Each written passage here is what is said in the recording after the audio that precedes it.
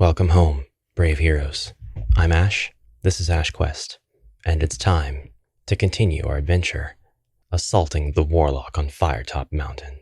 As such, we will begin at Part 1, Section 1, and this is the very beginning of the book. Past all of the rules and how to play and what the different items do, we are ready to delve into the actual adventure. So without any further delays, let us begin. At last, your 2-day hike is over. You unsheath your sword, lay it on the ground, and sigh with relief as you lower yourself down onto the mossy rocks to sit for a moment's rest. You stretch, rub your eyes, and finally look up at Firetop Mountain. The very mountain itself looks menacing. The steep face in front of you looks to have been savaged by the claws of some gargantuan beast. Sharp rocky crags jut out at unnatural angles. At the top of the mountain, you can see the eerie red coloring, probably some strange vegetation, which has given the mountain its name. Perhaps no one will ever know exactly what grows up there, as climbing the peak must surely be impossible. Your quest lies ahead of you. Across the clearing is a dark cave entrance. You pick up your sword, get to your feet, and consider what dangers may lie ahead of you. But with determination, you thrust the sword home into its scabbard and approach the cave. You peer into the gloom to see dark, slimy walls with pools of water on the stone floor in front of you. The air is cold and dank. You light your lantern and step warily into the blackness. Cobwebs brush your face and you hear the scurrying of tiny feet. Rats, most likely. You set off into the cave. After a few yards, you arrive at a junction. Will you turn west or east? I have a good feeling about west. And so we will turn to page 71.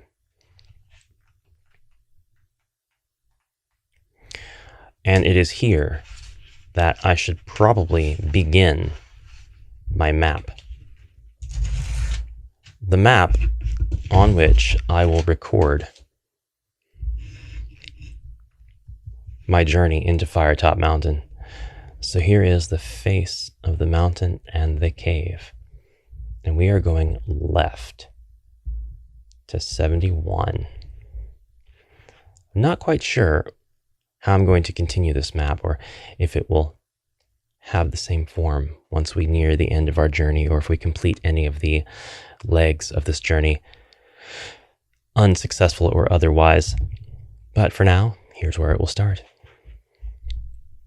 There is a right-hand turn to the north in the passage. Cautiously, you approach a sentry post on the corner, and as you look in, you can see a strange goblin-like creature in leather armor asleep at his post. You try to tiptoe past him. Test your luck. If you are lucky, he does not wake up and remains snoring loudly. If you are unlucky, you step with a crunch on some loose ground and his eyes flick open. This is the strange goblin-like creature in leather armor, asleep at his post. Major Dungeon Quest vibes at this point. The rules to test my luck are to roll 2d6 and determine if I'm lucky or unlucky. The 2d6 result will be weighed against my luck score, which in this playthrough was determined to be 7 at character creation, the lowest possible score I could have. So if the result of my dice roll is less than 7, I will have tested my luck successfully. It is exactly 7. And actually, a roll that is equal to my luck is also valid as being lucky. I just double-checked the rules for that. Our luck is now at a 6 because every time we test our luck, we have to reduce the luck. That's just how luck works. Now, that means we can turn to 301. Here we are. To your left, on the west face of the passage, there is a rough-cut wooden door. You listen to the door and can hear a rasping sound, which may be some sort of creature snoring. Do you want to open the door? If so, turn to 82. If you wish to press on northwards, turn to 208. I should note here that here's the goblin. And then as we continue on the west face of the passage, there's a door. But where is the door? Not where is the door. What's behind the door? If so, turn to 82. I want to open the door. We will open this door. We are not cowards. The door opens to reveal a small, smelly room. In the center of the room is a rickety wooden table on which stands a lit candle. Underneath the table is a small wooden box. Asleep on a straw mattress in the far corner of the room is a short, stocky creature with an ugly, warty face, the same sort of creature that you found asleep at the sentry post. He must be the guard for the night watch. You may either return to the corridor and press on northwards, or creep into the room and try to take the box without waking the creature. Ooh, I want to try to steal the box. I'm going to test my luck again. You know, my prerogative of rolling low might actually serve me very well in this game. Oh, that rolled out of the dice tray, and I don't like to count rolls out of the dice tray, but that was a natural 1. Oh no. We could still do this. Actually, as long as I don't roll a 6, it's going to be equal to my current luck score, and I'll be fine. Yes! We're lucky. That reduces my luck down to 5. But we are lucky. And I can turn to 147. This is exciting so far. I like this. This is definitely a different feel than Lone Wolf. I don't see what was such a big problem. I don't see why you guys were having all of these issues playing this game. There's a goblin in that west room as well. You leave the room and open the box in the passage. Inside you find a single piece of gold and a small mouse, which must have been the creature's pet. You keep the coin and release the mouse, which scurries off down the passageway. Gain 2 luck points and turn to 208. Fantastic! Fantastic. And now I get a piece of gold. I get a gold coin. Amazing. All right. 208 it is. Further up the passage along the west wall, you see another door. You listen at it but hear nothing. If you want to try opening the door, turn to 397. And I think I do. So I'm going to continue drawing a line here. Another west door. We're going to open this one as well and turn to 397. I'm a fan of this. I'm a fan. I like this. 397. The door opens to reveal a small room with a stone floor and dirty walls. There is a stale smell in the air. In the center of the room is a makeshift wooden table on which is standing a lit candle. Under the table is a small box. In the far corner of the room is a straw mattress. You may either open the box or leave the room. This is an identical room to the other one. This must be the other goblin's room. He's not here. He's asleep back in the corridor. I think that I will open this box. I'm testing my luck, not by the game's rules, but I am definitely testing my luck here. I'm pushing my luck, I should say. So we'll turn to 240. And I do want to make sure I note what exactly is here. I'm willing to bet that's the goblin's room.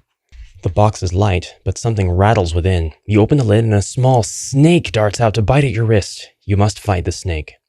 It has a skill of 5 and a stamina of 2. Guys, this is our first combat. There was a snake inside the box. Here is the beautiful artwork depicting the snake. It's time. It's time. This little jerk actually tried to bite my wrist. Gotta fight the snake now. My skill is 7. The snake's skill is 5. Per the rules of the book, I'm going to roll 2 dice for the snake and add its skill, and then I will add 2 dice for myself and add my skill, and whichever number is higher is the winner of the bout of combat. Then we'll apply reduction in stamina and begin a new round of combat. So if his skill is 5 and I add 6, 7, 8, 9, 10, 11, 12, that's great. Great. My skill is only 7. I need to roll higher than a 5 in order to score a hit on this snake, but I think I can do it. And it's actually 14 altogether, which means I score a hit on the snake. My skill is higher, and that means the snake loses 2 stamina. That's all the snake has. So the snake is dead, and I didn't get bit once. I killed the snake. I will turn to 145. That was thrilling and very simple. Very simple. I liked that. 145. The box has fallen to the ground during your fight with the snake, and out of it has fallen a bronze-colored key with the number 99 carved into it. You may take this key with you, note it on your equipment list, and leave the room. Add 1 luck point and turn to 363. Now, I can't add more luck than what I started with, so it stays at 7. But I do need to put what was in this room. And I'll put a little drawing of a snake, and I'll put a key as well as the number 99. Poor drawing of the key. But now we are leaving and going to 363. So far, this is quite a productive run. 363. Further up the passage on the west wall, you see another similar door. You listen at the door and grimace to hear the worst singing you have ever heard in your life. Do you want to go into the room and investigate this hideous din, or walk up on the passageway? Guys, we have been very successful so far with opening these doors on the west wall. We're going to open this one as well. We're going to turn to 370. This might mean my immediate death, but we're going to find out. 370. The door opens to reveal a small room. The room is dirty and unkempt. A straw mattress lies in one corner. In the center of the room is a wooden table upon which a candle burns, lighting the room with its flickering flame. A small box rests under the table. Seated around the table are 2 small creatures with warty skin dressed in leather armor. They are drinking some sort of grog, and by the way they stagger to their feet on your arrival, you assume they are very drunk. Here is a wonderful illustration of these two. Very good. You may either draw your sword and leap forward, or slam the door quickly and run up on the passage. Ooh. Well, we're going to do that, actually. We're going to draw our sword and leap forward. We are really pushing our luck, but I need to see what is in this box. What do we have that's being guarded by these 2 goblin-like creatures? Turn to 116. Oh, they're not goblins. The 2 drunken orcs you now face are obviously startled at your entrance, and as quickly as they are able, they fumble around for the weapons. You must attack each one in turn. Their drunkenness allows you to add 1 point to your dice roll when rolling to work out your attack strength during each attack round. Lovely. I must attack each one in turn. All right. So that means we'll do a combat round for one, and then we'll do a combat round for the other, and then we'll go back to the first orc again. Their skill is only 5, although they have a lot more stamina than the snake. The first orc's skill is 5, and his attack roll is 6, meaning he has a total of 11. And my skill is 7, and I have rolled 8, 9, 10, 11, 12, 13, 14, 15, much higher, and that reduces his stamina. So, his stamina, which is 4, has been reduced by 2 points. It is now 2. And the other orc has a stamina of 5. So those are the markers that we're going to use to keep up with the different staminas of the orcs. The second orc is the one I'm going to fight now. And it has a combat roll of 10 altogether, a skill of 5 plus 5 on the dice. I need to beat this 10 to inflict damage, and I do. With a skill of 7 and 8, I reduce 2 stamina from that orc. Back to the first orc. This round could determine whether this orc lives or dies, and we fight. He has a combat roll of 5, 6, 7, 8, 9, 10, 11, 12, 13, 14 altogether, and I also have a 14, 7 and 7. This is a tie. And if both attack rolls are the same, you have both missed. Wow. So we just missed. So on to the second orc, whose skill is 5 plus, oh no, 9. That's a total of 14. Let's see if we can roll higher. 7 plus 7. Once again, 14. We have tied. And we're back to the first orc. That was a fun little bout, but it's time to get serious. The first orc has a high roll, 5 plus 8. That's a 13. I need to beat it. With my roll, I definitely have beaten it, and the first orc is taken out. Now the second orc. The second orc's stamina is down to 3. which means I need to survive 2 rounds of combat with him, or beat him in 2 rounds at least. He's got a total of 10 skill, or a 10 attack roll. My attack roll is much higher, and I've reduced him to 1. I'm not going to push my luck with this monster, which could happen if I wanted to test my luck and roll less than a 7 with the 2 dice. Right now, I could take him out with that last remaining point, but I'm going to go ahead and just engage him in another round of combat. So his attack roll is 5, 6, 7, 8, 9, and mine is higher again, 7, 8, 9, 13, which means we have plucked his soul from existence. He is dead. We're going to put 2 orc on that room. We're not going to make a note of the pages. Instead, we're just going to go ahead and draw the map because that's more fun. If you win the battle, turn to 378. And that's all there is to it. I could have escaped during the battle, but I didn't want to do that. There's no way, so 378 it is. I'll say this a few times already, but I really enjoy this. This is a fun way of doing things. You wipe your bloodied sword on the mattress. The green blood leaves a slimy stain on the straw. Certainly not the first. Stepping over the bodies towards the table, you flinch at the foul stench of the creatures. You pick up the box from under the table and examine it. It is a small wooden box with crude hinges. The name Farigo di Maggio is inscribed on a brass nameplate on its lid. If you wish to open the box, turn to 296. Farigo di Maggio? I feel like that means something in an actual language. Fire magic? Well, we're going to open the box, and we might actually emblazon ourselves, burn to a cinder by doing so. But we're going to do it. 296. Let's go. 296. Oh, this is an interesting passage. The box contains a small leather-bound book entitled The Making and Casting of Dragon Fire. Oh, nice. You open the pages and begin to read. Fortunately, it is written in your own language and so was probably not understood by the orcs. Otherwise, this treasure would certainly not be as loosely guarded as it was. The book is written in tiny handwriting by Farigo di Maggio. In it, he tells the story of his life's work, the creation of the dragonfire spell with which to fight evil dragons. You read how, in his last years, Farigo finally perfected his spell, but by then was too old to make use of it. So he completed this book, locked it in a chest, and hid it in the depths of Firetop Mountain, afraid that it might fall into the wrong hands. And by the way, this wizard is not the Warlock of Firetop Mountain. That title belongs to none other than Zagor, but we'll get to that later. The last page reads, "And so, you who now hold this book, you have my life's work in your hands. The power of destruction is yours if you wish it, but do not waste it.